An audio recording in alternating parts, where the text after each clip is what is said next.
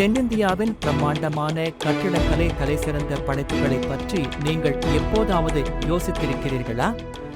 தமிழரின் மிக நினைவு சின்னமான கோயில்களில் ஒன்றான கங்கை கொண்ட சோழபுரம் அமைந்துள்ள தஞ்சாவூர் நகரத்தின் கதைகள் மற்றும் கட்டமைப்புகளால் நீங்கள் மயங்குவோம். கிராமப்புற நிலப்பரப்புகளுக்கு மத்தியில் ஏராளமான பசுமைக்கு மத்தியில் செழித்து வளர்கிறது.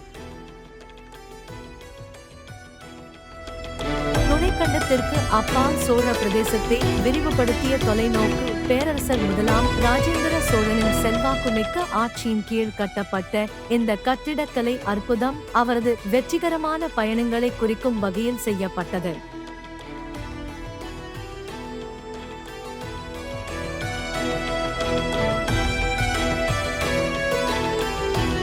கங்கை கொண்ட சோழபுரம் என்பது கங்கை மலையை கொண்டு வந்த சோழர்களின் நகரம் என்பதை குறிக்கிறது. இது அவரது வெற்றிகரமான வடக்கு நோக்கிய அணிவகுப்பை காட்டுகிறது.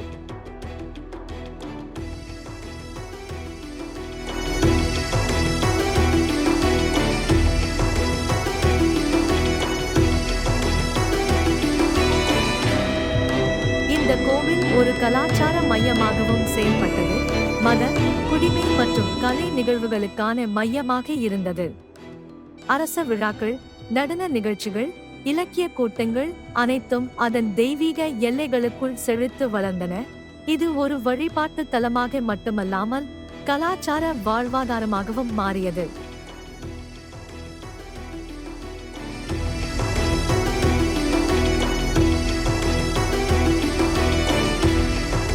கட்டிடக்கலை திராவிட பாணியை பிரதிபலிக்கிறது. இது உயரமான கட்டமைப்புகள், உயர்ந்த கோபுரங்கள் மற்றும் நேர்த்தியான செதுக்கல்களால் குறிக்கப்படுகிறது.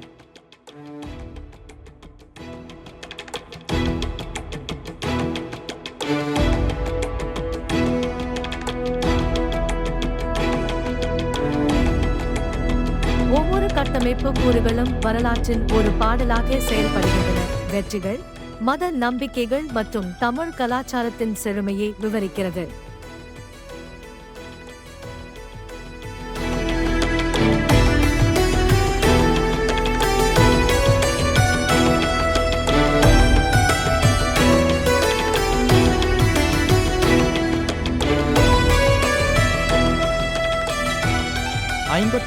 மீ உயரத்திற்கு உயரும் விமானம்.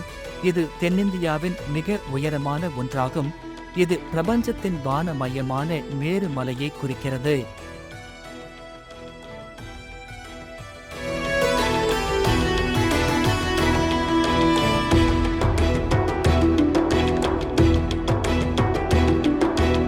மண்டபம் சிங்க தூண்களால் ஆதரிக்கப்படும் ஒரு பரந்த மண்டபம்.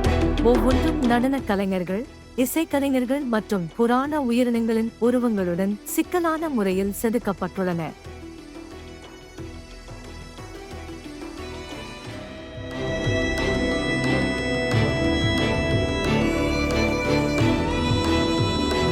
சிவனின் புனைவுகளின் நாளாகமம், துர்காவின் வீரம் மற்றும் நந்தி காளையின் சித்தரிப்புகள் அனைத்தும் கோயிலின் எல்லைக்குள் கல்லில் அழியாதவை.